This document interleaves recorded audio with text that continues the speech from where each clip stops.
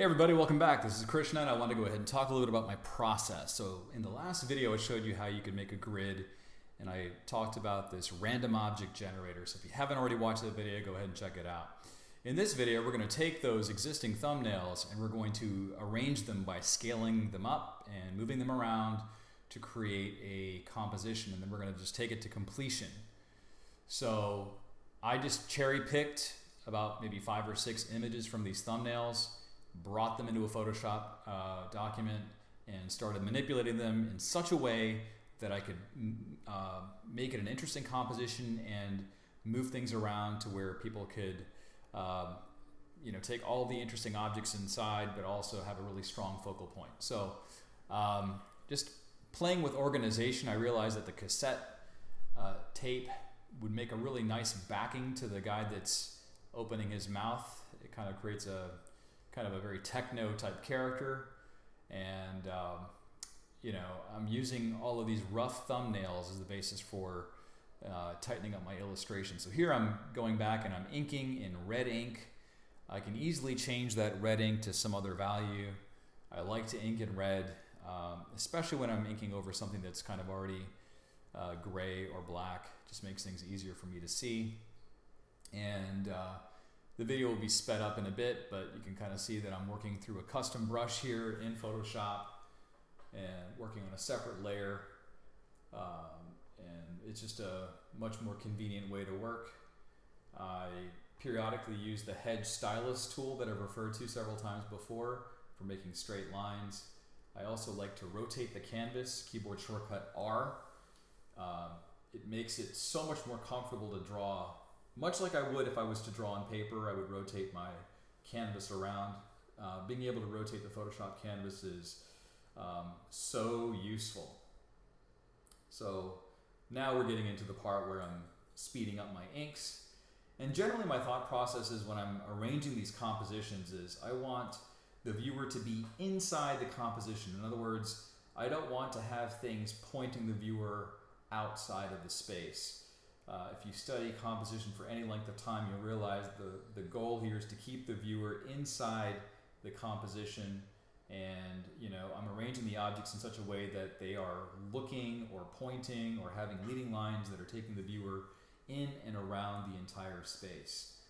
So, inking is a process where it's generally fairly relaxing for me, and I don't necessarily have very tight pencils. I just prefer to go back through and tighten everything up in my inks. You'll see here that keeping it nice and loose allows me a little bit more freedom. So this is a really fun exercise to try out. This is a great brainstorming exercise if you're feeling somewhat uninspired. Choose some random objects, create a grid of 24, and then pick the ones that are most interesting for you and then work them into a collage. The collage adds context, and what that means is that these are all different objects, but when you combine them together into one composition, it forms some type of meaning or narrative, and that's something that the viewer applies to the composition. So even though these are all relatively random objects that have no relationship to one another, by putting them in proximity to one another, they are having a relationship. So the inking process, I'm just going through and tightening up my drawings. In some cases I'm modifying the drawings so that they, I'm filling in some of the negative space, by adding to the drawing as opposed to just following exactly what I've drawn. For the skull or the head rock that's there on the lower left, I added a little guy walking down it just to give a sense of scale. The guardrail should also provide some context to that, but having a little person walking by just shows how big that head is. And when I'm working, sometimes I'll ink on multiple layers. This just allows me the freedom to be able to make changes without having to worry about interfering with what I've already inked. And so now I'm using the Lasso tool. I'm just clipping out areas of overlap. I'm adding my fills, talked about this before, but when you're inking, I think it's a good idea to think about where you can utilize your fill colors. And this will all resolve to black and white when I'm finished inking. But when you add pockets of dark areas against pockets of light areas, you get this more visually interesting drawing. You don't want to be so reliant on color to sell the image. You want the line art to hold its own. At least that's what I believe. So here I'm adding some speed lines to the guy that's got the cassette head, just to give it more visual interest. And also they are small leading lines that are moving the viewer through the composition. And looking back at it, it could almost be like this guy's beard, or it could be his hair or something like that. I wasn't really thinking about that when I drew it, but it kind of looks like that on second reflection.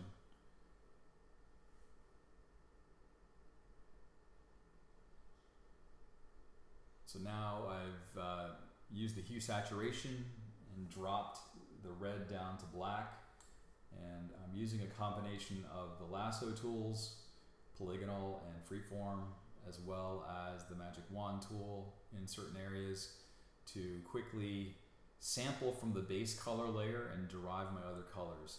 This is a method that does not require any visits to the color panel or the swatches panel.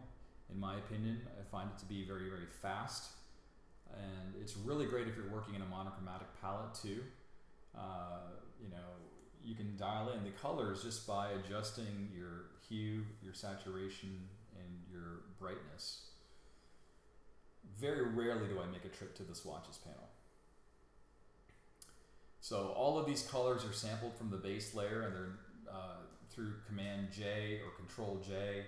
I'm bumping those selections onto their own layer and dialing in the respective colors. And I talk about this technique quite a bit in one of my earlier videos, so I'm kind of glossing over it here. This is just a video meant to show you one method of brainstorming and kind of kicking out the doldrums when you're drawing. It's less about focusing on a specific technique and more about completing a drawing. I'm always interested to find out what my viewers are interested in having me share or discuss. If you have any ideas or you see something that you want to have more clarification on, please drop me a comment in the comments thread below this video. Let me know if you found this to be useful. I know that some people prefer step-by-step videos, and I certainly plan on offering more of those, but I think from time to time it's not a bad idea to just go ahead and capture the drawing process and the coloring process, just so you can see how these techniques are actually applied.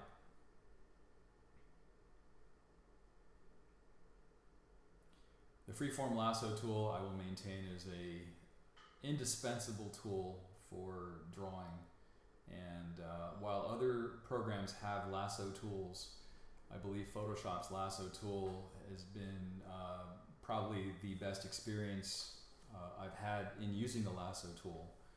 It offers a huge range of flexibility. In a lot of my earlier videos I talk about painting with the Lasso tool. If you're curious to know about that, go back and look at some of those videos. Those are less, ink-based illustrations, or more like lineless illustrations, kind of like background designs that you would see in cartoons and so forth. So if that's piquing your interest, please have a look at those earlier videos and let me know what you think.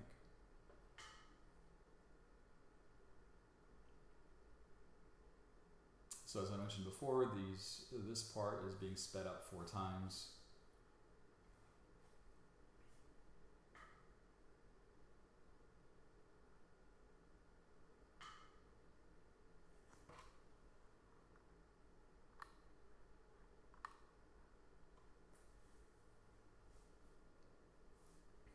Now I'm adding some highlights. I start out with flat colors. Because it's a collage, each of these objects can have their own specific lighting. You don't have to be super precious about that.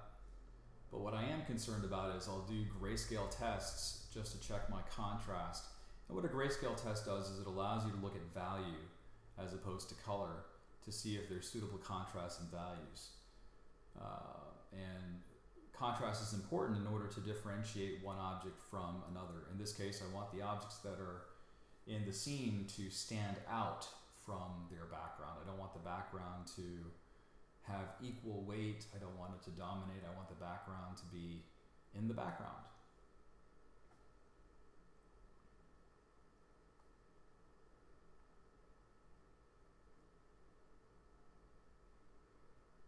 Usually my last pass in terms of coloring is to add some highlights. I'm going back in with a white brush and just adding some accents.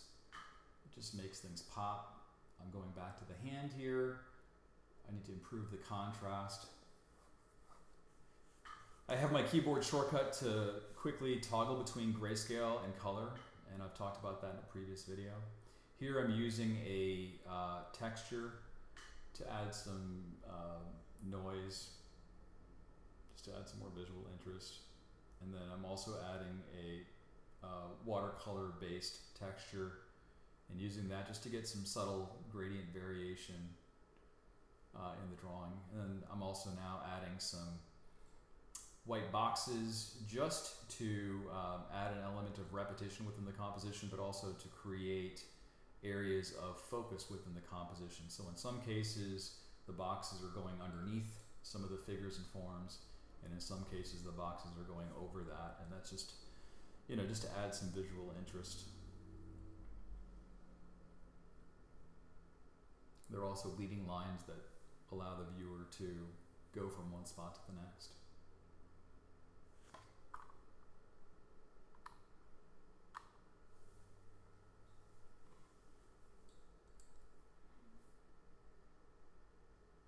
If you find these types of videos to be useful, or if you find them to be meaningful, please let me know in the comments.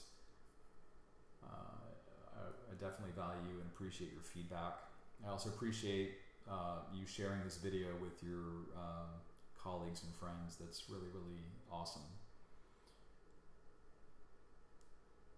There's a portion of the video towards the end where I did not record. I had to step away and I had to come back, and I finished the drawing. And you'll see that here in a few moments. But really the main thing that I did in that intervening time was just to add some halftone effects as a top layer to the illustration. And it wasn't anything too significant. So I try to capture as much as I can. Sometimes things happen to where I can't capture every little thing that I do, but that's okay. So here's the final image, and you can see the colors are a little bit more muted because I've added that halftone effect. Just kind of gives it more of a very textured look, gives it a little bit of a vintage retro vibe. Anyway, I hope you enjoyed the video. Thanks so much for watching. I would appreciate a like if you feel like it was worth it, and see you in the next video.